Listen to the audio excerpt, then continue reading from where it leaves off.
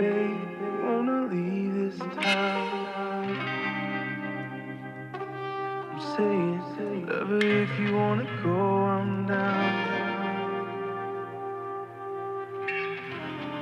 Darling, we'll make a bigger thing. Hey there, fellow travelers. And welcome to She's Got Baggage, where we dive into all the moments of travel, the good, the bad, the weird, the confusing, and every fascinating nuance along the way. I'm Abby. And I'm Katy. And together, we're your travel gal pals, here to share the full spectrum of our experiences from life beyond borders. So grab a seat and get ready to join us as we explore the diverse tapestry of travel, from exhilarating highs to the challenging lows and everything in between. This is your final boarding call. Thanks for joining us on today's adventure. Hey, Abby. Welcome to the debut episode of our new series. How are you feeling today? I'm good. How are you? Oh, I'm so excited. Yeah, I feel really excited, and it's really surreal that we're kind of diving into this podcast idea after kind of procrastinating for what feels like forever. Oh, girl, we are definitely pros at dragging our feet, but hey, better late than never, am I right? I'm just pumped to kick off this podcast and dive into all things travel. So, Abby, what can our listeners anticipate?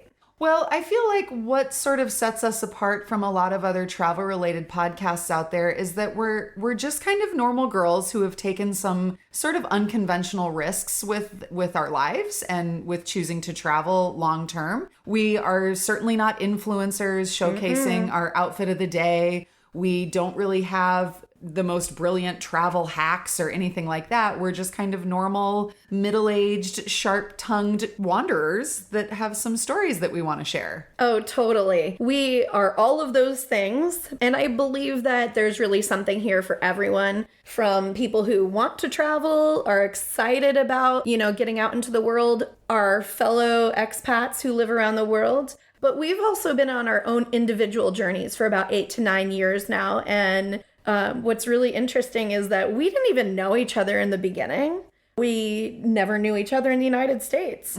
And we crossed paths in Vietnam, 6 years ago or something. And what's really interesting about this is that along the way, we became fast friends because we have a shared outlook on life, kind of. Correct. Yeah. Our journeys definitely kicked off from different places, and it's really intriguing how they've converged over the years. And now we're in this place where we're both heading back home soon to our childhood hometowns in the United States. I don't really know how I feel about that just yet, but I think that's another story for another time. But it's kind of a big reason why we're finally pulling the trigger on this podcast idea and bringing our stories together at the 11th hour to kind of properly document our adventures that we've had abroad. And you and I have been separated often by continents altogether, but we've still managed to find our way back to each other in some sort of unexpected places. Oh, completely. I think it's important to not just document our travels, but the experiences and how we've grown as people while we explore these parts of the world. So in a sense, this podcast is really a tribute to those cultures that have shaped us, and maybe even a love letter to the remarkable individuals that we've met along the way, whether it was a single spontaneous night of dancing in a gritty bar, or the expat community that has welcomed us with open arms, embracing us as family in an instant. Absolutely. And I feel like it's time to unpack it all and reminisce about all of the moments that led us here to where we are sitting in what I lovingly refer to as Mira's apartment in Tirana, Albania. No lies. There's literal little tchotchke angels everywhere I look in this place, and we love it. We love it. Yeah, so I also want to mention that this podcast hopefully will not just be our stories. We're looking forward to featuring interviews with some of our favorite people that we've met along the way. So many cool people, and I cannot wait to bring them in. Well, then let's do it. So, Katy, I want to know more about your beginning, the why story, the origin story, how you got into this travel life. Oh boy, girl. So this is really, you have to set the scene about 15 years ago when the travel bug totally bit me when I was at a fabulous rooftop in Istanbul watching the sunset. One of my favorite cities in the world. Yeah, I think we both share that. And at the time I was looking out into the sea, there was a complete surround sound experience with all of these mosques praying at the same time. The call to prayer. The call to prayer. And it was like harmonizing and just such a cool experience. And there were birds that were just swooping everywhere. And I just had this moment where I was like, this is super different. This is something I've never experienced before. I've traveled, but I've traveled only to places that were a little bit more similar. So it really inspired a sense of love for travel that I never really knew I had that much.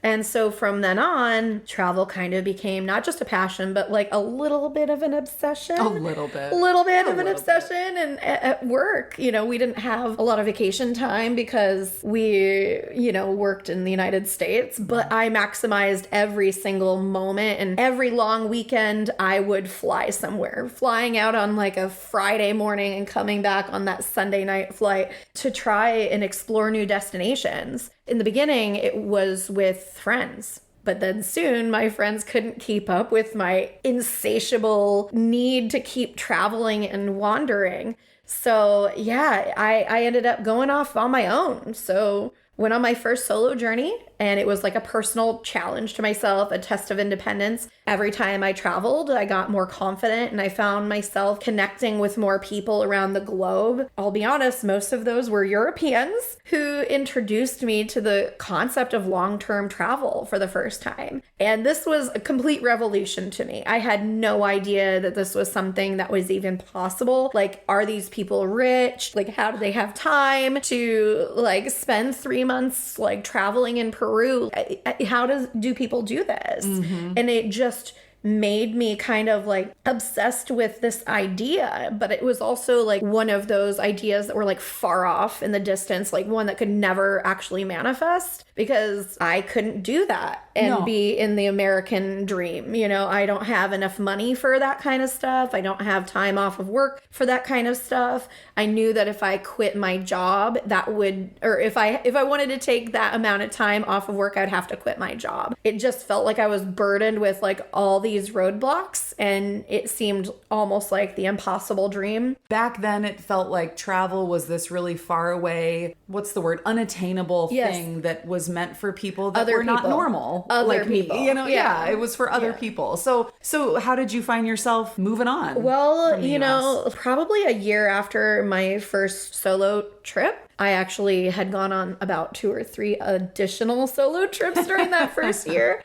And it just became something that I was researching a little bit more. And then I met an American girl, Lindsay, hey girl, who really did it. She went out and she did like a medium travel, like for a couple of months. And this opened my mind to like the idea that I could do it maybe. I found myself kind of like in a bit of a personal crisis, and I was really suffocating in a life that didn't resonate with who I was anymore. I had a job that really drained all of the life from me. I was not going anywhere with any purpose or direction. You know, I was single. I didn't own any properties. Like, there was a real moment where I realized there's a window of opportunity here. I was a little drunk one night and I was crying because of my life, and I was in this dirty bar bathroom, and I just decided then and there that I was going to do this. I remember just having this idea that I was like, you know, I have to make this decision, and I can't go back on it. I texted my landlord, and my lease was coming up in a couple of months, and I just said, nope, not renewing it, you know, and like made this choice kind of something that would pressure me to actually follow through. The very next morning, I went into work early and I typed like a very quick, like 3-sentence resignation letter. And I gave it to my boss first thing. And were you super nervous? I was freaking out totally, because I think, like, especially as women, there's a lot of guilt associated with letting people down. And there were all these expectations for me to have like this big, big future. And they kept saying, you're the future of our company and all this stuff. Meanwhile, I just didn't really feel like my future was being protected in that company the way that they thought it was. So, you know, I ended up having to quit 3 times. Like the first time they were like, no, like, we don't believe you. You're a jokester, you know, like, and I'm like, no, I'm really leaving. And they were like, well, why? Like, did you get a new job? And I'm like, no. They were like, well, what's happening? Are you moving? And I was like, kinda, you know, and they were just perplexed. I worked really hard and I was given so many promotions. And I was at this place where I really, like, a lot of people could probably envy on paper. They just couldn't believe I was willing to walk away from all this. So when I told them that I was just traveling indefinitely and I didn't even know where I was going, like I literally had no idea what country or where I was going or whatever. So they all just couldn't believe it. So then I had to quit to the next boss and the next boss, and the whole conversation just kept happening the same way. Make sure you mean it. You gotta quit. Yes. Over and over. So like after I did this, I had literally no plan. I did not have money for this. Thank God because of the American work environment, I had not been able to use a lot of my vacation time during the 7 years or something that I was working for that company. So I had a lot of unused vacation days. So I was able to cash out some of that money, but I really did not have a safety net or anything. When I packed up my whole life in New York City, I really was going out on a wish and a prayer, like literally a very weak wish and a prayer. And I was so supported by everyone with this plan. And I remember calling my dad in the middle of the night and just being like, talk me out of this. I need someone to have a reality check for me that I'm just being absolutely insane here, because everyone was so supportive of me and so excited for this part of my journey that I just felt like maybe people were convincing me to do it and maybe I was making a big, big, bad decision. My dad was like, if I was your age, that's what I would do. You need to go do it. I remember telling my dad too. He was one of the first people I think I told, if I remember correctly. Yeah. And I thought for sure he would maybe not believe me, maybe kind of roll his eyes and figure I was up to some ridiculous thing again. Or maybe not discourage me, but say like, are you sure you want to blow up your life? And instead he just said, well, if you're gone for 6 months, I'm going to come visit. See, I was like, what? You know, like, where was the peanut gallery? I was totally expecting to have to like show a PowerPoint presentation on how I'm going to be a responsible girl. I had the opposite reaction. Basically, I had endless support and a really crazy plan that was really not even half baked. So I just started taking my audacity and looking for the cheapest one-way ticket I could get to the other side of the world. Where did you go? Well, first I went to Central America because I had a wedding. My first other side of the world was really the Philippines. So that was when I got a total new culture. And that decision made over 8 years ago was really the beginning for me of like a really transformative journey. How long did you tell everyone that you'd be gone? I said I was going to be gone for like 6 months, maybe a year. Whenever the money runs out, that was my like company line was, when the money runs out, I'll come home. Yeah. Like just, I had enough airline points so that I could like get home with $0 to my name, and I was ready to like just blow it. And yeah, it's been a long time since then. So I have been really very grateful for this opportunity for so many reasons. But yeah, I followed my heart. That led me to a lot of noodles. It led me to a lot of weird conversations. Yeah. And I've met some really cool people that I feel like I had to leave my country to find my tribe. Yeah, I know what you mean. So you started off in the Philippines. How long were you there before you went to the next place? I got to the Philippines. I think at that point I was just like, okay, I'm just going to spend a month here and then go somewhere else. I didn't have like a next plan until I got there. And I did the same thing where I brought up, I think it was Kayak Explorer, and it could just show you the cheapest prices to all these points in the world. I realized that I could get to Australia for $125 from the Philippines. We were saying before, like, travel seemed like something that other people could do. The idea of an American being able to get to Australia was beyond impossible. Like in my mind, I never thought I would have the opportunity to get there because it's like 26 hours on a plane. It's $2,000. Like it's expensive. It's on the other side of the world. And to be honest, like it wasn't on the top of my list because our cultures were so similar, you know, and I really wanted all these different things, but I'm so glad I made the choice that I did. I had the best time in Australia and New Zealand, but yeah, so that's really like how I was planning my next steps. So when you were planning your departure from the US, you were living in New York. Yeah. But you're originally from Colorado. That's Sure. where your parents still are, where your childhood hometown and all of that is. How did you button up your life in the United States? So funny story, a couple of months before I decided to quit, you know, I said I was in a little bit of a personal crisis and I was really suffering in a lot of ways at my job. In a last ditch effort to save my job, I ended up buying a car. You know, I lived in New York City for like 14 years and I never needed a car, but at the job that I was at, I was having these really ridiculous commutes, sometimes up to or more than 2 hours each direction. On public transportation. Yeah, and I was getting in trouble for not being available for those times. So I ended up buying a car very spontaneously. So now I'm leaving the country and I've got this car, you know, and I'm like, well, damn, like I've only had it like 3 months, you know. I just put whatever stuff in a couple of boxes in a suitcase. And my girl Kendall flew out to New York and we drove to Colorado together. With all your stuff in the car. With all my stuff in the car. And I dropped off the car and my boxes in my parents' garage. That was it. You know, where my stuff still exists. Now it's in my sister's garage. I have no idea what antiques are in those boxes at this point. Clothes. Yeah. It's all clothes. Artifacts. I can tell you right now. It's a time all capsule. It's a time capsule. Peplum tops Yeah. and skinny jeans. So that was kind of a wild story, but your story is so much different than mine. And that's what I really want to dig into next because I want to hear how you made this decision. And yeah, tell me everything. I mean, we were kind of in similar places in our work life, I guess, you and I, but my plan was a lot more calculated, I suppose.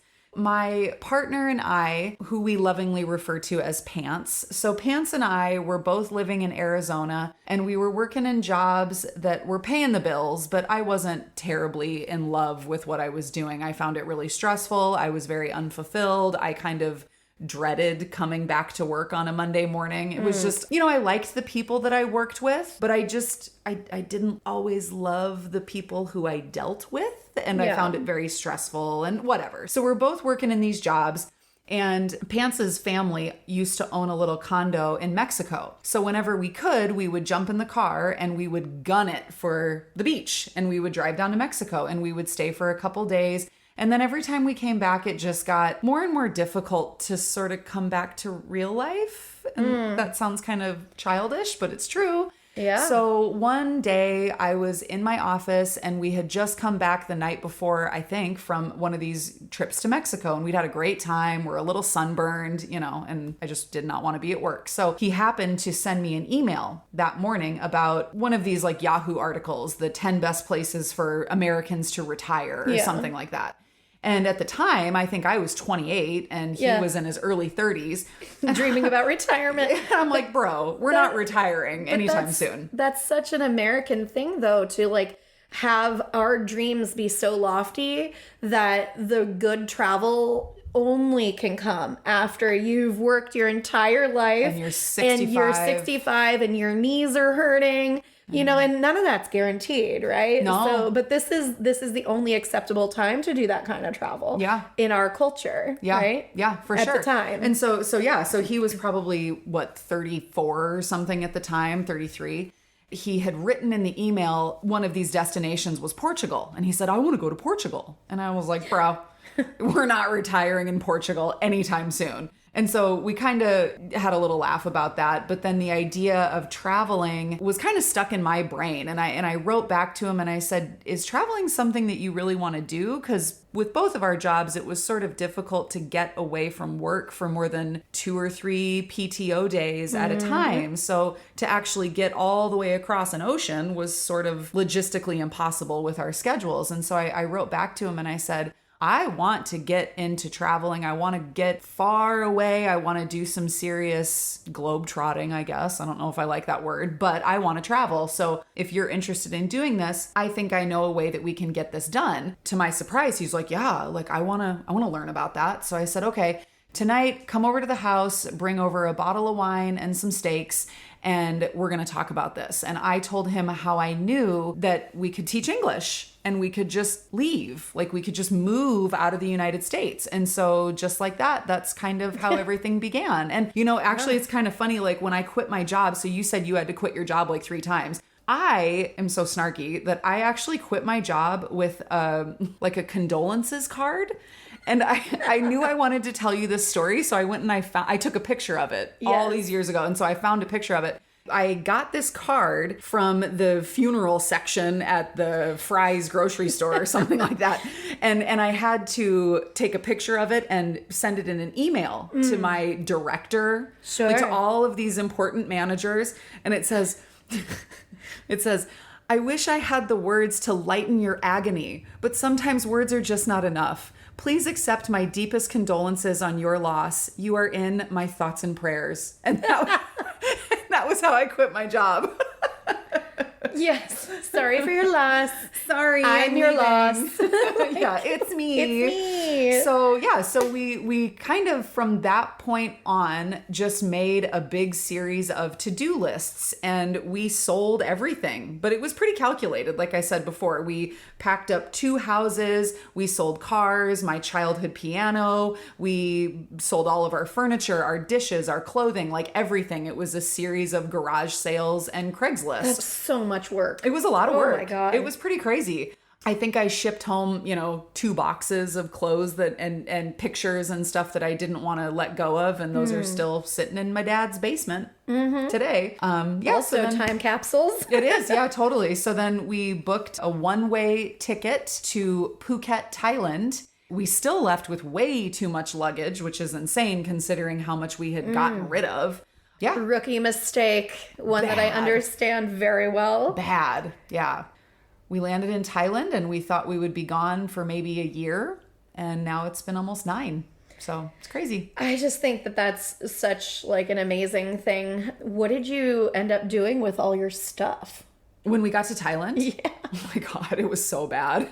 Pants and I were just so frustrated with each other and the heat and the humidity and the sweat and the luggage and the stuff. And we had all this stuff that we thought we would need to get teaching jobs. So we had like business clothes, black you can't do that there. The power suits and the high heels and all of this stuff that we were wearing in corporate America, we took with us to Thailand, like jeans. So then I just started leaving bags and bags of clothing at the front desk at all of these little guest houses. You're just giving it to like everybody. I was just like chucking it to people all over Thailand. And they're like, we don't want this. Like it's hot, black suits. They don't want it. Oh man. Just trying to give it away. What was the original conception of this? Are you going to be gone for a year, 2 years? What was your goal? Well, I feel like we had liquidated our entire lives. So it had to be worth it. Blown it up. Yeah. So if we were gone for less than a year, I think the idea was that something had gone wrong. Sure. So we had kind of planned on being gone maybe for a year. Whoa, maybe 2. Can you imagine that? And then we just never came back.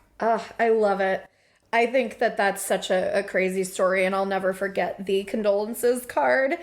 I just think all of this is so incredible because our origin stories are so incredibly different, and every person that I meet that lives this kind of a lifestyle has a totally different reason. This is something that I love asking people is why. Some people are running away from something, some people are running towards something. It's such an interesting thing. And Did you also leave with weight? Because the Philippines are not, Oh, man. Speaking of the way that you travel in those countries, Thailand and the Philippines are not so different. They're backpacking places. Did you show up with like bags of stuff? Huge backpack.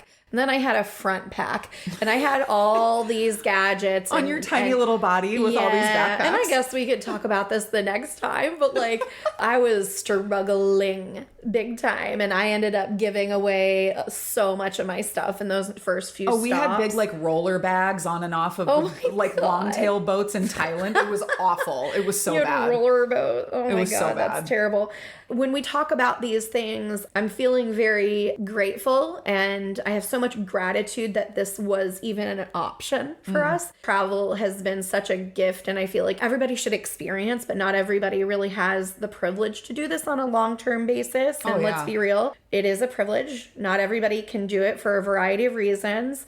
But if you do have the opportunity to go abroad for a period of time and really live a place and immerse yourself in a place, it is literally the best education. I'm coming back with what I lovingly refer to as a master's in international snacking or something, to be determined. But like it is literally, and it feels like the best education I've ever had. I think that that's why a podcast like this is so important, to really talk about these experiences, especially for women. I agree. And I feel like you and I have a lot of experience with travel, but I would never call myself an expert.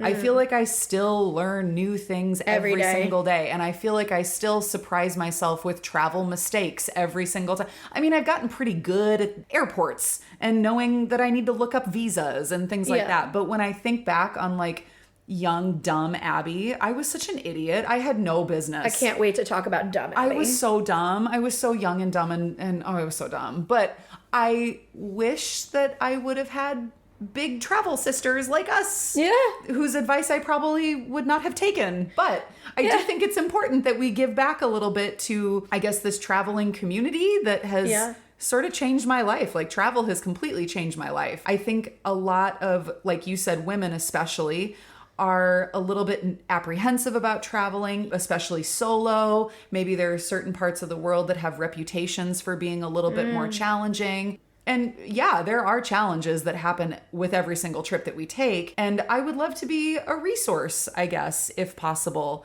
If there are people who have questions or they want to hear these stories or they want this information, I would love to be able to empower people that are nervous or thinking about taking a trip or thinking about traveling or whatever. I would love to release that information, right? Open source. Sure. And not just for people who are looking to make this change, but to our fellow friends who live this lifestyle, and we don't really have a lot of people who can really relate to our lifestyle. So this is as much a resource for people like us. We do want to talk a little bit of shit. We do want to entertain, but we also want to get to the heart of it. Got to empower our sisters too. Sure. Sisterhood of the suitcase. Oh my God. Stupid. I love that so much. It's like we're syncing our cycles and shit. Yeah, it's like full moon stuff. I want to hear more about what happened in those first days of your new life. You told me about young, dumb Abby, and I need to know more about young, dumb Abby. Oh, she was so dumb. She was dumb. I need to know specifically some culture shocks, some mistakes, whatever shenanigans, learning curves that were waiting for you in your new life. I feel like that is not a story for today. That is a story for next time. And I know that you probably have your own shenanigans also. Totally on brand for both of us. We do want to give a huge thank you to anyone who actually decided to listen to our random little podcast. Yeah, thank you. We have no idea what we're doing, but we do have some ideas. We have a lot of things to talk about. We're long on stories. Bear with us. We're kind of learning as we go. So I do hope that for those of you who have hung around this long, that you'll check back in with us next time for more stories about when we were just young, dumb baby travelers. Yes. Thoughts and taters. See you next week. Bye. Bye. What was that? It was one. Oh, it's so important.